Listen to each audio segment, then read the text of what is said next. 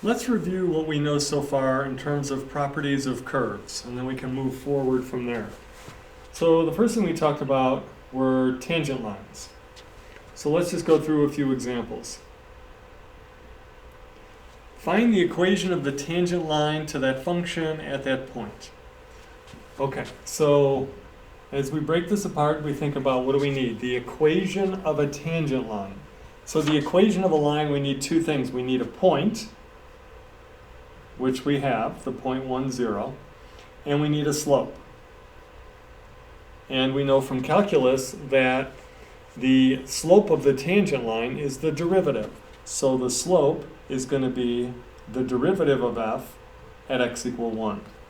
So we need to compute the derivative, and using the power rule, that's pretty easy to do. And then we need to evaluate that at x equals 1, and we get 2 times 1 minus 4, which is negative 2. So we have our point, we have our slope. Now we can write the equation of our tangent line. And let's use a different color here. And so the answer will be y minus 0 equals slope times x minus 1. And if you want to leave the minus 0 in there, that's fine. Because when you look at that, having it in point slope form, right away we know if this represents a tangent line, we know what the derivative is. And we know where it is tangent, where this hits the curve at the point 1 comma 0. So leaving it in that form is fine. If you want to put it in slope-intercept form, it's up to you. All right, what if we wanted the equation of the tangent line for that same function at the point 2, negative 1? Well, same thing. We want the equation of a line, so we need the point, which we have. The point is 2, negative 1. And we need the slope, which will be the derivative evaluated at 2 this time. And when we plug in 2 to our derivative, we get 0. So that means that the tangent line is horizontal. And the equation of horizontal lines are just y equals a constant. And in this case, it'll be equal to the y coordinate, so y equals negative 1. Oops, it's sloppy. Y equals negative 1. Now, hopefully you realize, let's try that one more time. Hopefully you realize that, but if you didn't, that's fine. You could have written y minus a negative 1 equals 0 times x minus 2, and then realized, oh, wait a minute, that's y plus 1 is equal to 0, or y equals negative 1.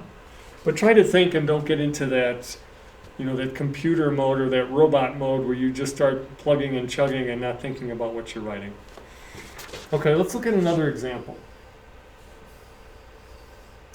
Find where the tangents, or the tangent, to y equal x cubed plus x plus 2 at the point 1, 4 meets the curve again. So where does the tangent line to this curve at that point meet the curve again? So we're going to need to do more than we did before. We need to find the equation of the tangent line first. We know how to do that. We'll take care of those details in a minute. And then we want to know where that tangent line hits the curve again. We know it hits the curve at the point 1, 4. We know this is a cubic, which is going to look something like this. And so let's just make up a random point here. The tangent line hits the curve there, but notice that it's going to hit it at another point. And so that's what we're looking for. What are the coordinates of that other point? All right, so let's take this one step at a time. First, let's figure out the equation of the tangent line. So we need a point and a slope. The point they gave to us, 1, 4. The slope, it's going to be the derivative evaluated at that x value. So we need to calculate the derivative. Well, that's easy to do for a polynomial, 3x squared plus 1. And then we need to evaluate that at x equals 1, and that is 4. So we have the slope is 4 and the point. So the equation of the tangent line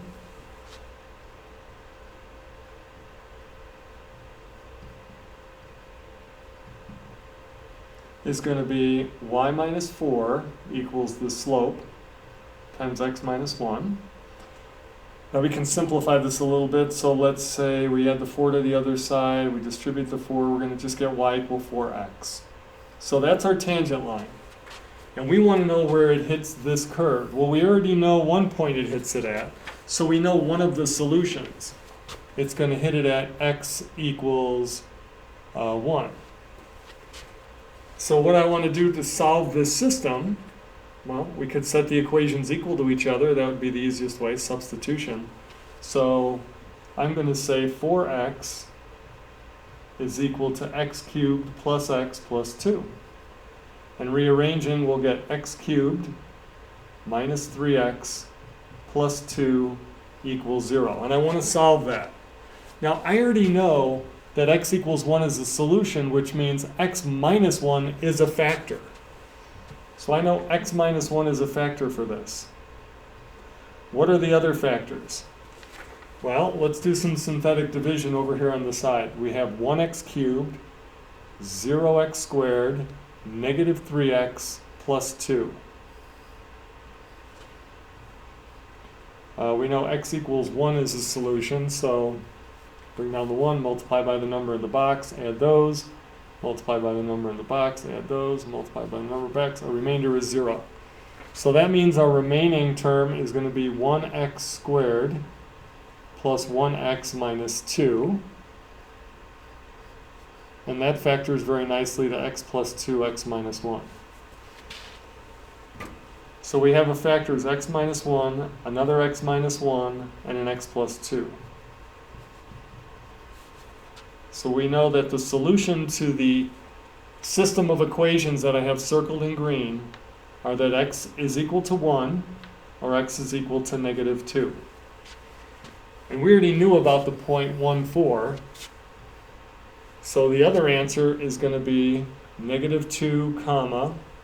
And then if I plug that back into my function, negative 2 cubed, it's negative 8, minus 2 is negative 10 plus 2, so negative 8. So this is the other point where the tangent line hits that curve again. All right. And then on the last page, you'll see there's some problems from this section in the text, section 13a. All right, the next section talked about normal lines to a curve. And so let's look at an example for that. Find the equation of the normal line to this function at the point where x equals 3. So we're getting the equation of a line again, which means we need a point and we need a slope. Now for the point, they didn't give us the y-coordinate. They only gave us the x-coordinate. So we're going to have to plug that in here. And we're going to get y is equal to e to the first power, or just e. So that's the point on our curve where the normal line is going to hit. And then we also need the slope. And the slope for a normal line is the reciprocal, the opposite reciprocal of the tangent line. And so we're going to do the opposite reciprocal of y prime at 3. So the first thing we need to do is let's calculate the derivative. And that's going to be e to the x minus 2. And then evaluate that when x is equal to 3. And that's just going to be e to the first power, or e. So the slope, that's the slope, this is the slope of our tangent line. So the slope of our normal line will be negative 1 over e. Because perpendicular lines have opposite reciprocal slopes. So now I have my point and I have my slope, so I can write my answer. So y minus e equals negative 1 over e times x minus 3. Once again, there's more ways to write this, but let's just leave it in point slope form. Okay, and there's some practice problems from 13b for your assignment. The next section talked about functions increasing and decreasing. So let's look at an example for that. Find the intervals where this function is increasing or decreasing. So this is where we look at the derivative. And when the derivative is negative, we know a function's decreasing. And when the derivative is positive, our function's our function is increasing. And so by finding the zeros of our derivative, we'll be able to break up the interval for our x values and figure out where it's increasing and decreasing. So the first thing we want to do is find the derivative. Once again, for a polynomial, that's pretty easy. So we get 12x to the third minus 24x to the second. Let's find the zeros of the derivative. We can factor out a 12x squared. So that makes this easy, x minus 2. So the zeros are at x equals 0 and x equal 2. So now we want to make a sign chart. Let's do it right down here. That's not a very straight line. So we're going to make a little number line of sorts. And on top I'll write the x values. When x is 0, x is 2. And on the bottom, the derivative values. The derivative is 0 at those two spots. And now we want to find the other intervals. So let's pick a number smaller than 0 for x and plug that into our derivative. So let's say we plug in a negative 1. Now you can either plug it in here. I like to plug it in the factored form, makes it easier. If I plug in a negative 1 here, I square it, and this becomes positive, times, and I plug a negative 1 in here, and this is negative, so I'm going to get a positive times a negative, which is a negative value. So g prime is negative there. Now we pick a number between 0 and 2. How about positive 1? When I plug it in, I'm going to get a positive times a negative, which is going to be a negative again. And finally, I'll pick a number greater than 2, like 3. Plug that into my derivative. I'm going to get a positive value times a positive value is a positive value. So this tells me that my function g, when the derivative is negative, g is decreasing. Then it levels off when x equals 0. And then it decreases some more. And then it levels off again. And then it increases. So it's decreasing, levels off, decreasing, and then increases. So that's the general shape of this function.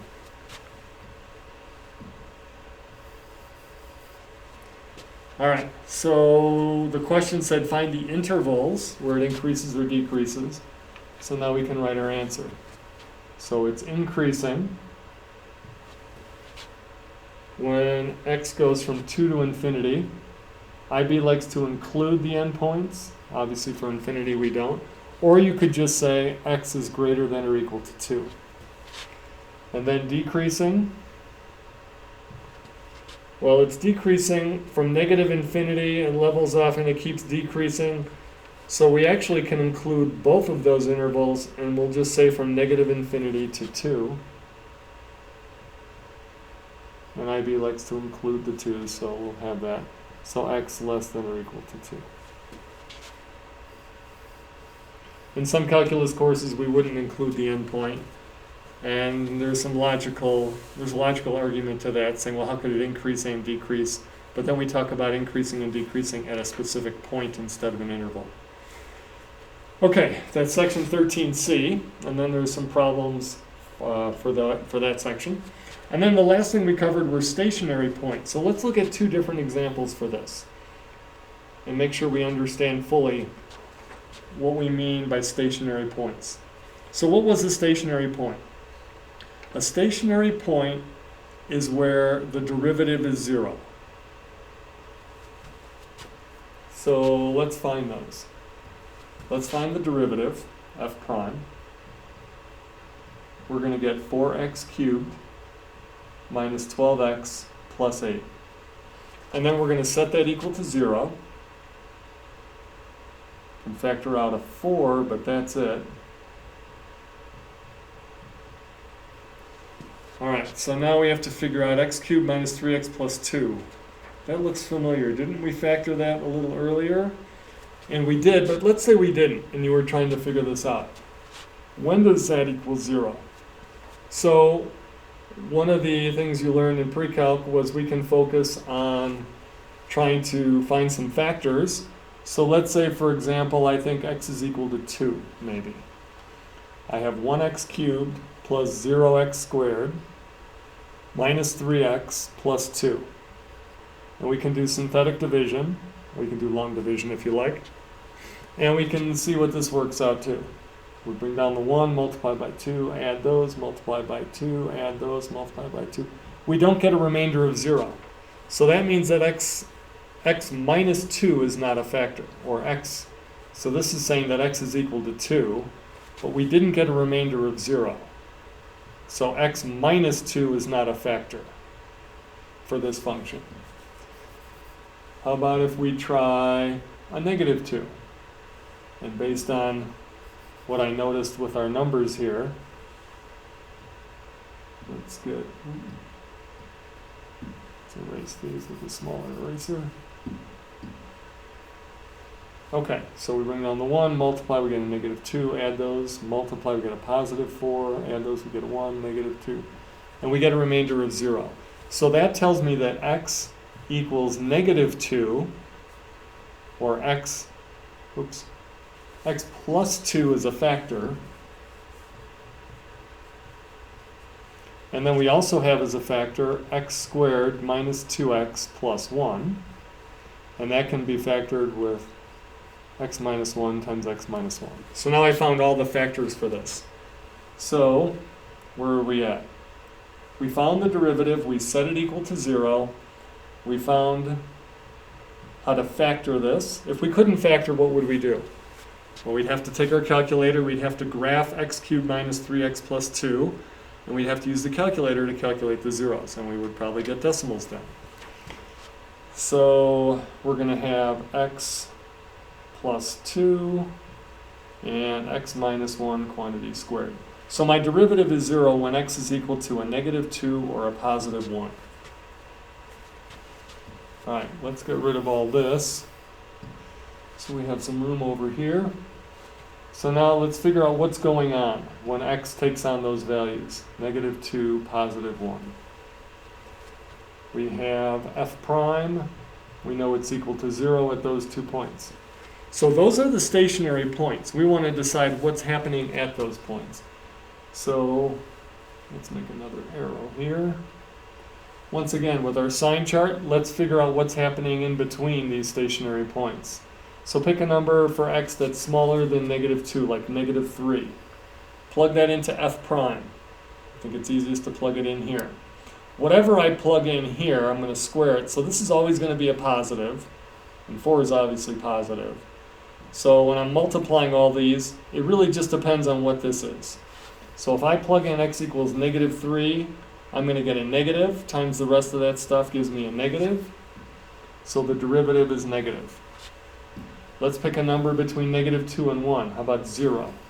If I plug in 0 for x, positive, positive, positive. Everything's positive. And then finally, let's pick a number for x that's greater than 1, like positive 2. Positive, positive, positive. Everything's positive. We multiply, we get a positive. So, what is this telling me? What is this telling me about my function f? Well, the derivative is negative, so that tells me that my function is decreasing. Then it levels off. Then it's increasing. So it was decreasing, leveled off, and then it's increasing. So that means at x equals negative 2, when the derivative is 0, I have a local minimum. So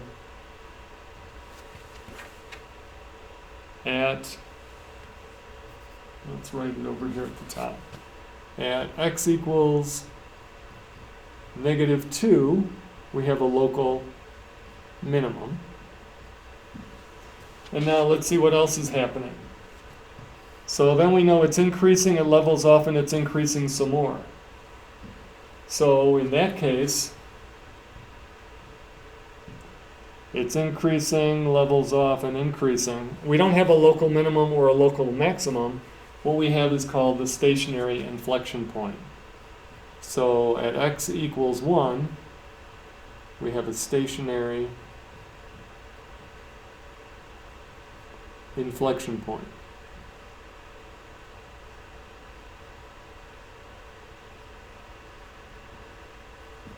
And so that's what they mean by finding and classifying the stationary points. One of those stationary points is a local minimum, and the other is a stationary inflection point. Now let's look at one more example for this. Find the maximum and minimum values of y equal x cubed minus 3x squared plus 4 on the interval -2 to 3. So the thing that makes this different is we're confining ourselves to an interval. So let's say, for example, we have a cubic that looks like this. We know that this is a local maximum and this is a local minimum. But if we are not looking over the entire domain, -infinity to infinity, then, for example, if I look over here, well, if I take it to here, let's get a blue arrow. In this case, we know this is a local maximum, but it's also the global maximum for this interval. There's no other value of the function higher on this confined interval. And also, this would be the minimum over the entire interval. But if I change my interval a little bit, maybe move it to be like that, now this is not the maximum value. The maximum value is going to occur at the endpoint of my interval. And likewise, if I had moved this over, now that's a local minimum, but the minimum on the interval is over here. So it really depends on two things: any local maxes and mins, but also the endpoints of the interval and what the function value is there. So we're going to have to do two things. We're going to have to find the derivative, set it equal to 0, make a sign chart, and decide if we have local maxes or mins. And then we're going to have to evaluate our function at these two endpoints as well. All right, so let's start with the local mins and maxes. So we're going to find our derivative, 3x squared minus 6x, set it equal to 0. We get 6x minus 6, and that factors very easily.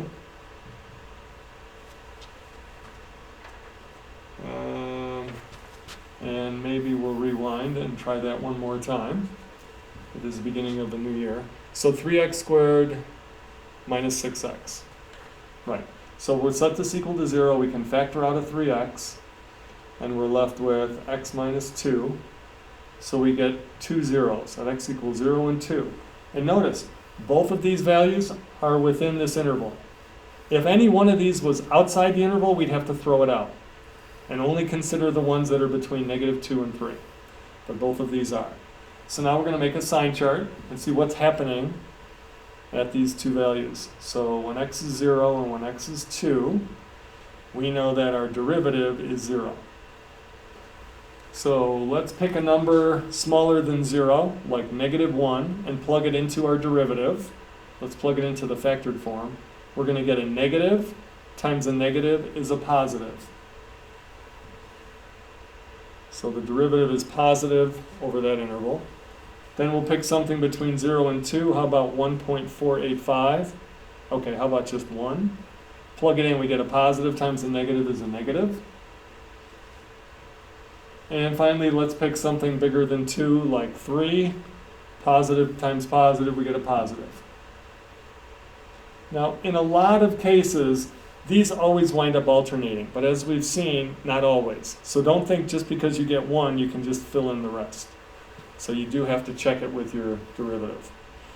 All right, so now what does that tell us? That tells us that if y prime is positive, our function y is increasing, then it levels off, then it's decreasing, then it levels off, then it's increasing. So it's increasing, levels off, decreasing. So that means we have a local maximum at x equals 0, and then decreasing, levels off, increasing. That means at x equals 2, we have a local minimum.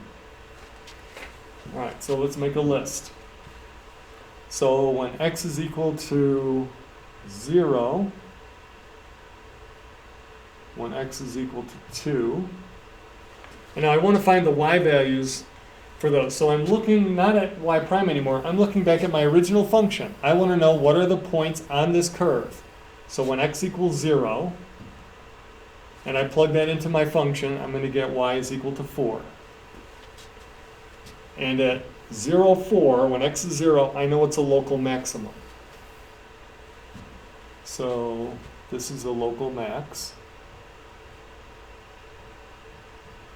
Okay, now I want to plug 2 into my function. I get 2 cubed is 8, minus 12 is negative 4, plus 4, and it should be 0. And I know, according to my sign chart, that that's a local minimum. But now, because I have an interval here, I need to figure out what happens at negative 2 for my function, and what also happens at 3. So I'm looking at these two endpoints, as I described at the beginning of the problem. So when I plug negative 2 into this function, I get negative 8 plus 4, negative 16, I believe. And notice that's a lower y value than my local minimum y value. And then when I plug 3 into my function, 27, that's 27, so we get just 4. 0 plus 4 is 4. Okay, so go back and reread the problem, find the maximum and minimum values. So when they say the maximum values, we're looking at the outputs, the y values.